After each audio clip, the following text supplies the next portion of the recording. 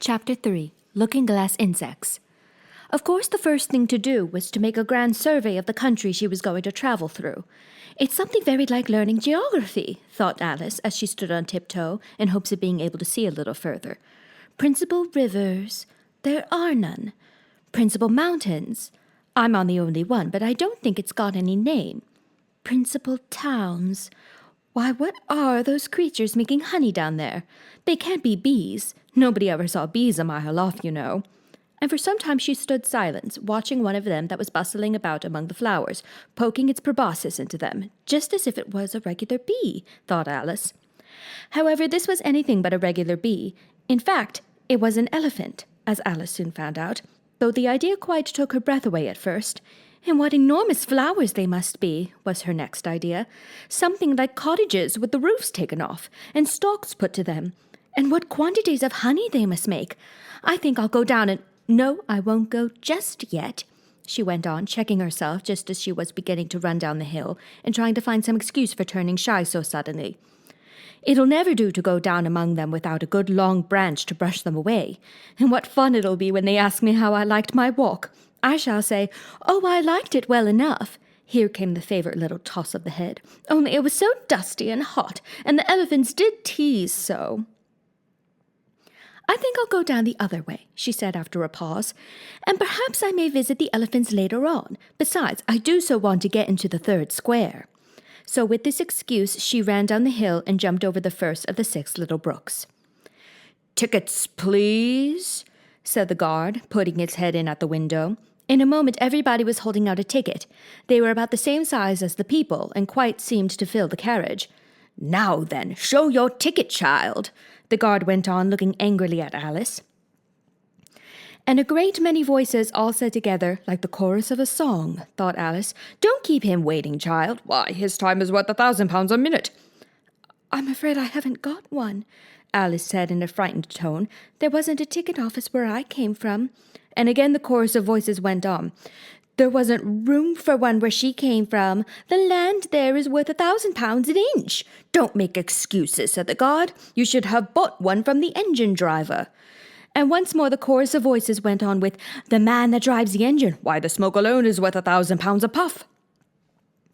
Alice thought to herself, then there's no use in speaking. The voices didn't join in this time, as she hadn't spoken, but to her great surprise they all thought in chorus. I hope you understand what thinking in chorus means, for I must confess that I don't. Better say nothing at all. Language is worth £1,000 a word. I shall dream about £1,000 tonight, I know I shall, thought Alice. All this time the guard was looking at her, first through a telescope, then through a microscope, and then through an opera glass.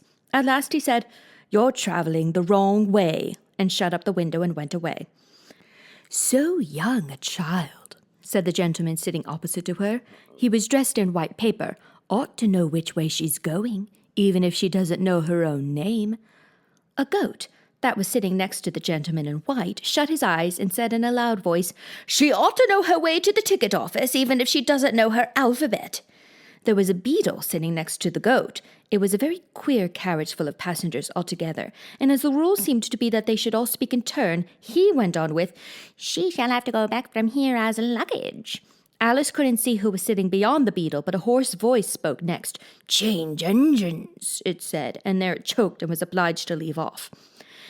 It sounds like a horse, Alice thought to herself, and an extremely small voice close to her ears said, "You might make a joke on that. Something about horse and horse, you know."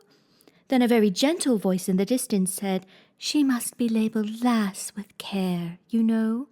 And after that other voices went on. "What a number of people there are in the carriage," thought Alice, saying, "She must go by post, as she's got a head on her." "She must be sent as a message by the telegraph." "She must roll the train herself the rest of the way," and so on. But the gentleman dressed in white paper leaned forward and whispered in her ear, "Never mind what they all say, my dear, but take a return ticket every time the train stops." "Indeed, I shan't," Alice said rather impatiently. "I don't belong to this railway journey at all. I was in a wood just now, and I wish I could get back there."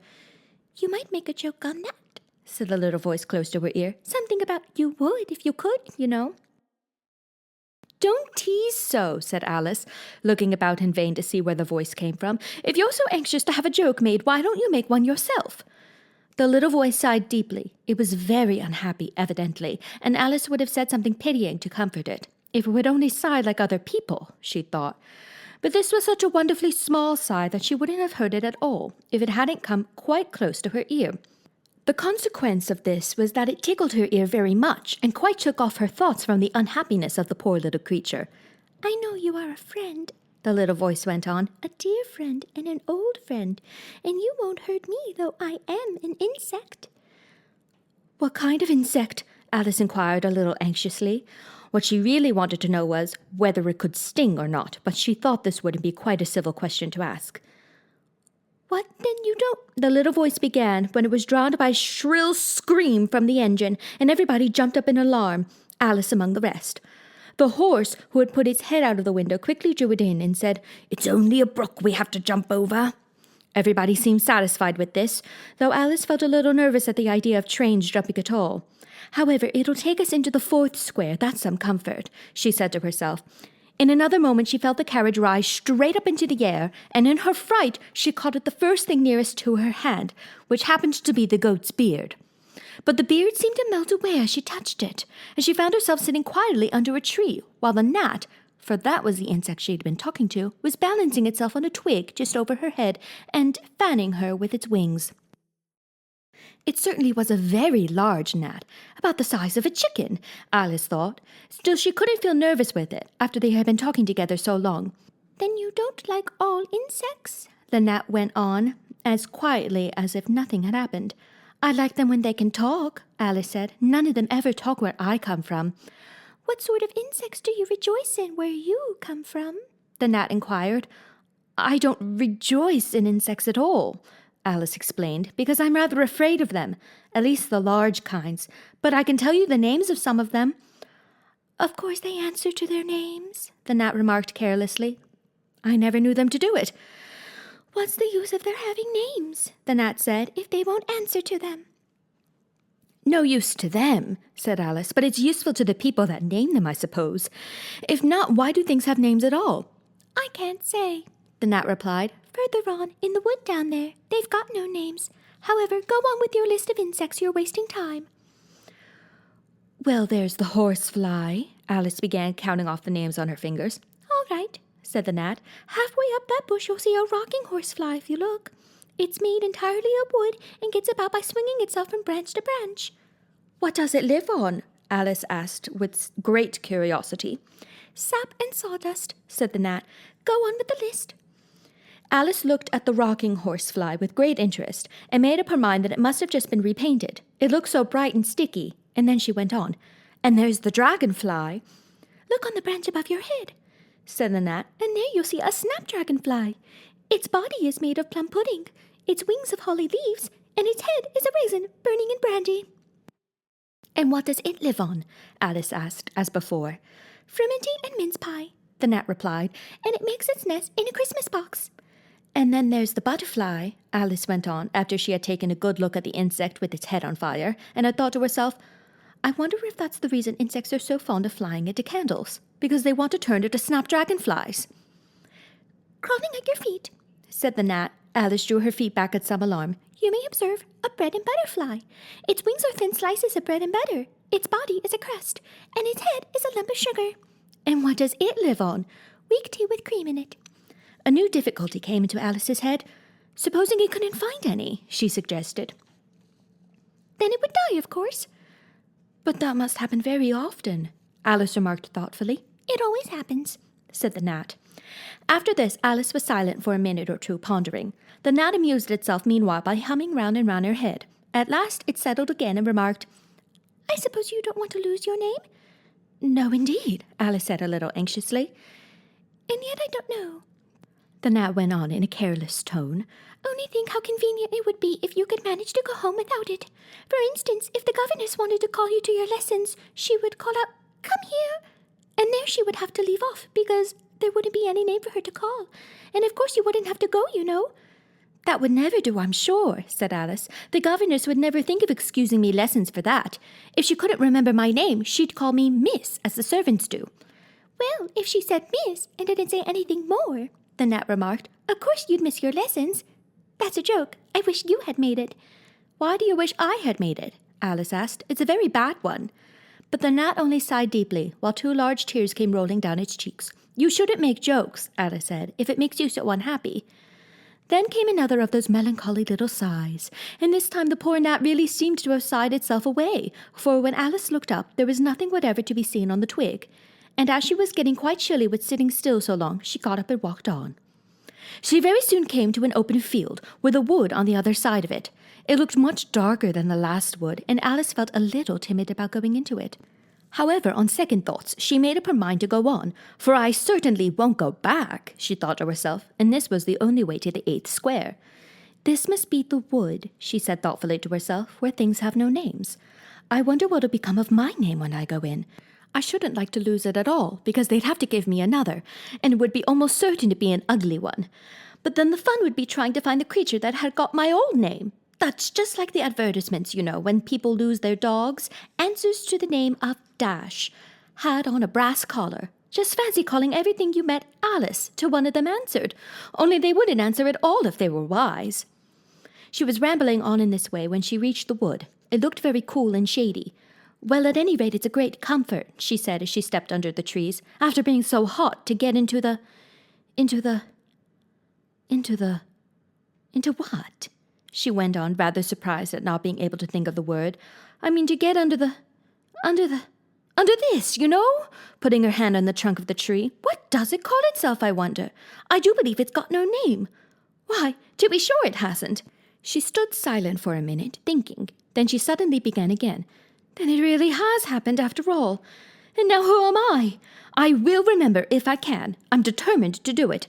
But being determined didn't help her much, and all she could say, after a great deal of puzzling, was L. I know it begins with L. Just then a fawn came wandering by. It looked at Alice with its large, gentle eyes, but didn't seem at all frightened.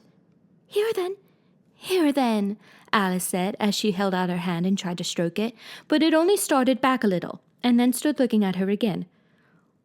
What do you call yourself? The fawn said at last. Such a soft, sweet voice it had. I wish I knew, thought poor Alice. She answered rather sadly, Nothing just now. Think again, it said. That won't do. Alice thought, but nothing came of it. Please, would you tell me what you call yourself? She said timidly. I think that might help a little. I'll tell you if you'll come a little further on, the fawn said. I can't remember here.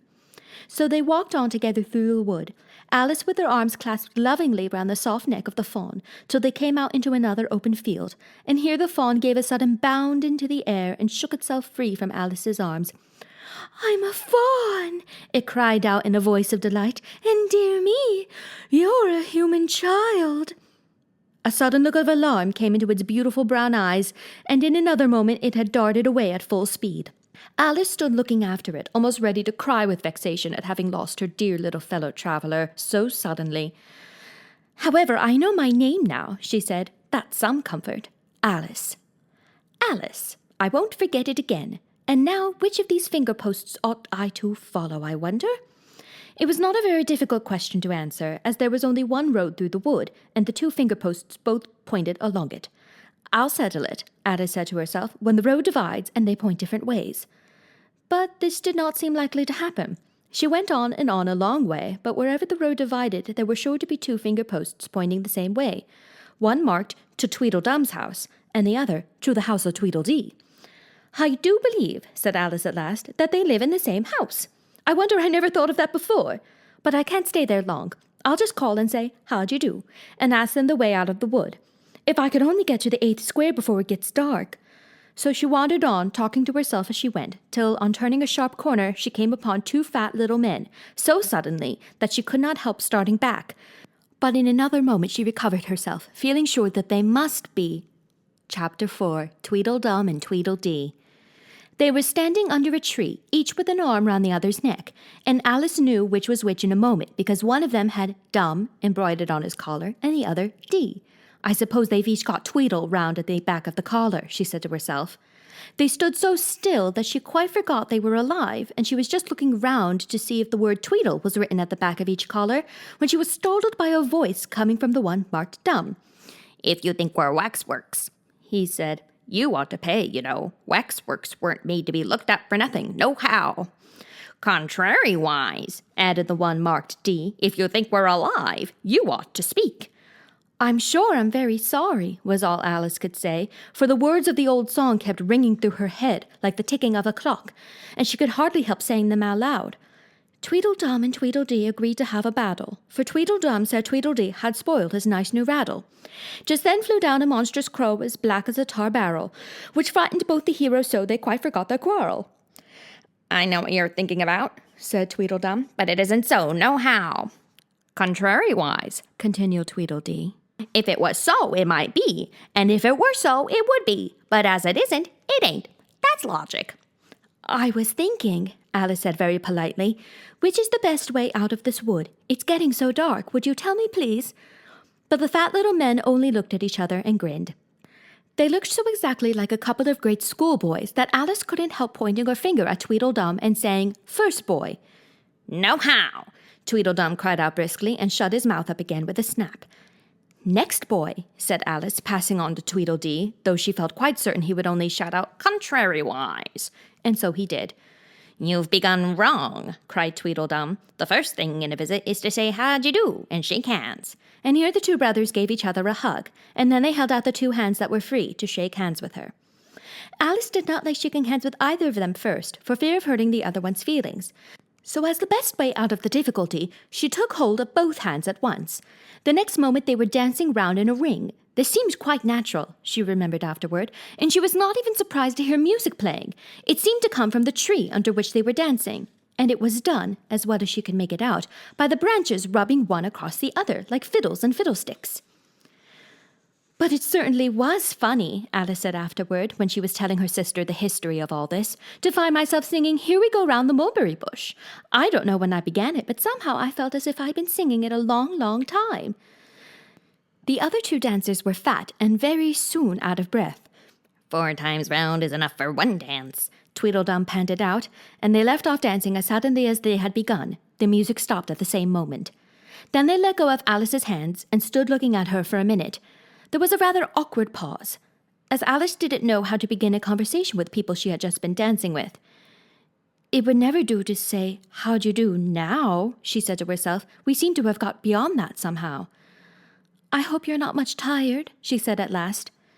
"Nohow, and thank you very much for asking," said Tweedledum. "So much obliged," added Tweedledee. "You like poetry?"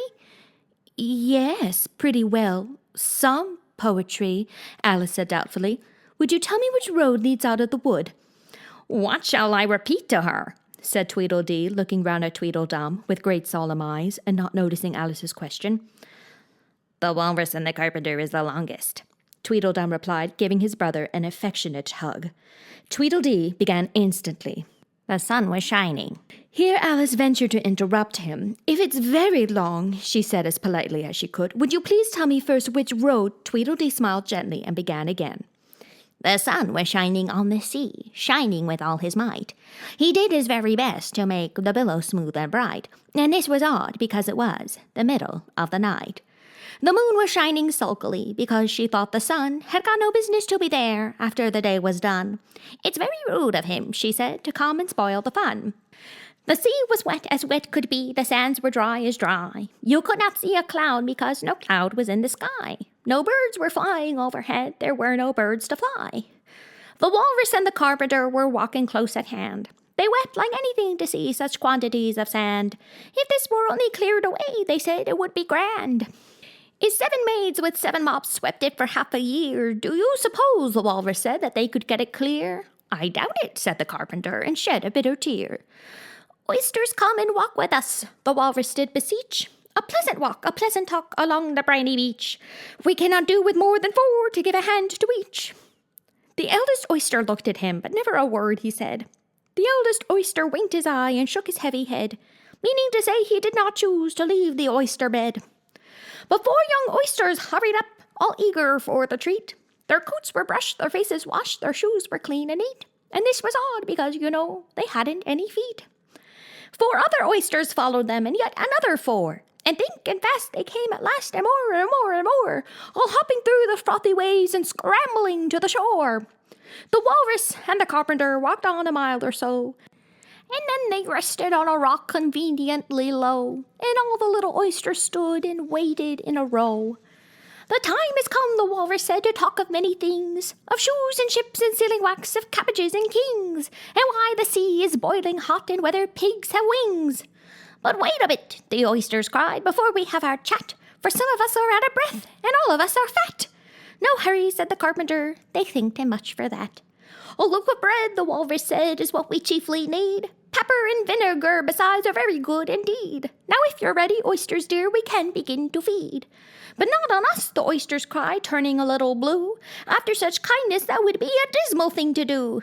The night is fine, the walrus said. Do you admire the view? It was so kind of you to come, and you are very nice. The carpenter said nothing but, cut us another slice. I wish you were not quite so deaf, I've had to ask you twice. It seems a shame, the walrus said, to play them such a trick, after we've brought them out so far and made them trot so quick. The carpenter said nothing but the butter spread too thick. I weep for you, the walrus said, I deeply sympathize. With sobs and tears he sorted out those of the largest size, holding his pocket handkerchief before his streaming eyes.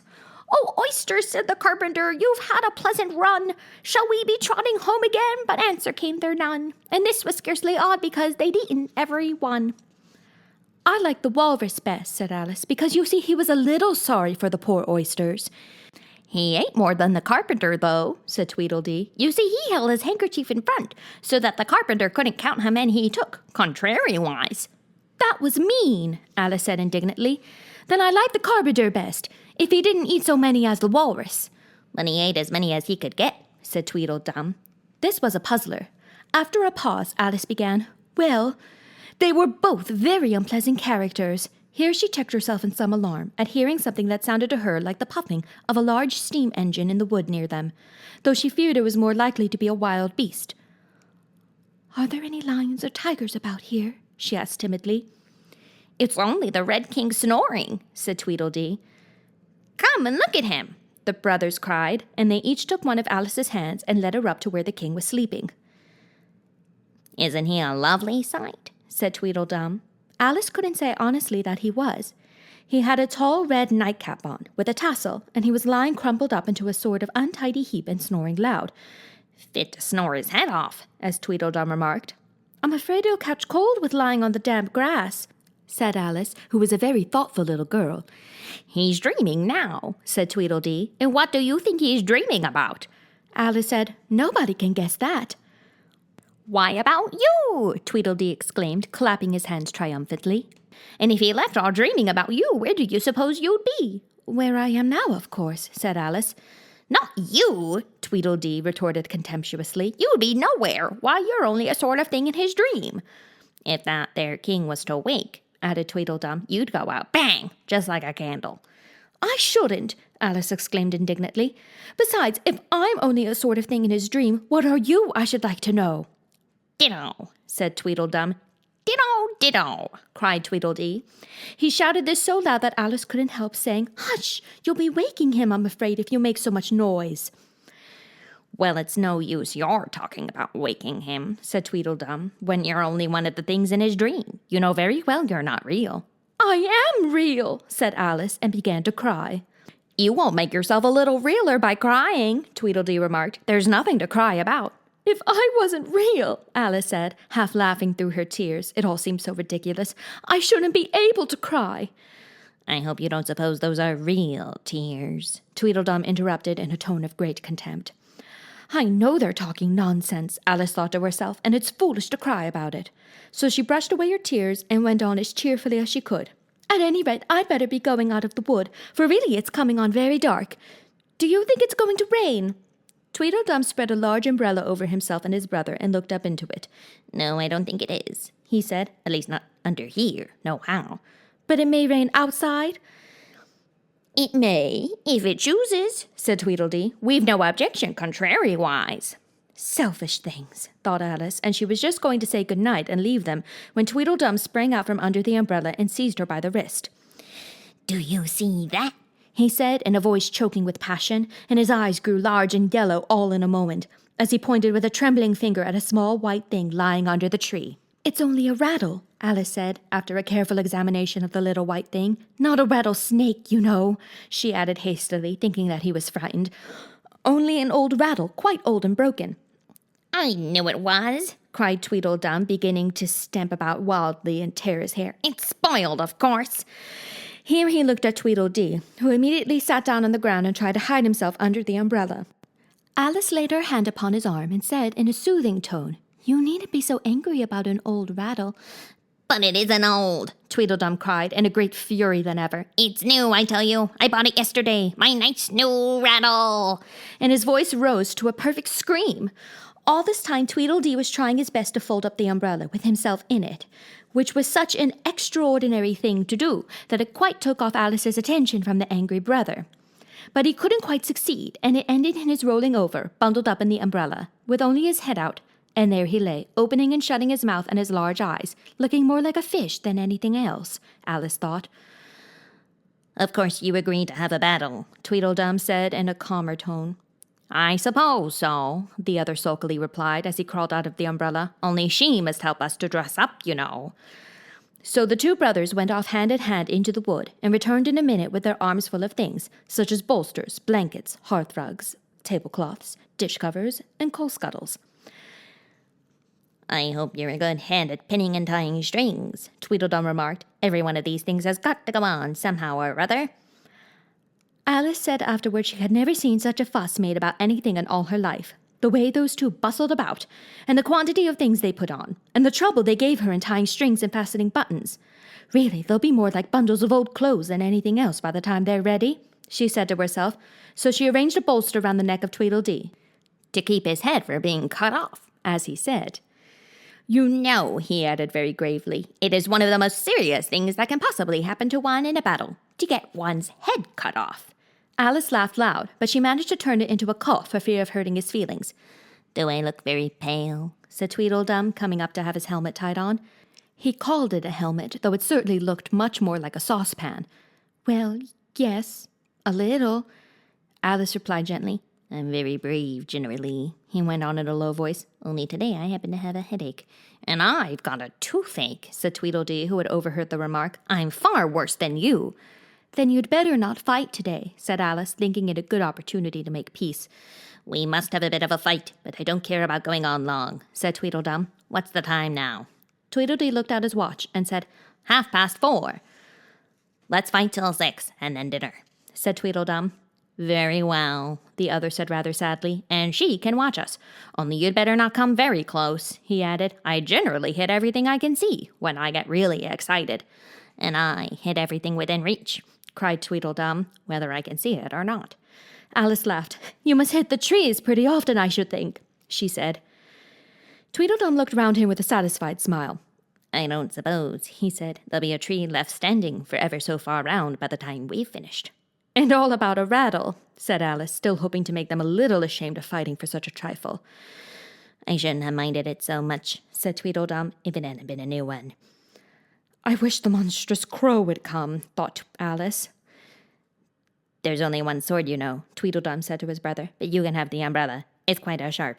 Only we must begin quick. It's getting as dark as it can. And darker, said Tweedledee. It was getting dark so suddenly that Alice thought there must be a thunderstorm coming on. What a thick black cloud that is, she said, and how fast it comes. Why, I do believe it's got wings. It's the crow, Tweedledum cried out in a shrill voice of alarm, and the two brothers took to their heels and were out of sight in a moment. Alice ran a little way into the wood and stopped under a large tree. It can never get at me here, she thought. It's far too large to squeeze itself in among the trees.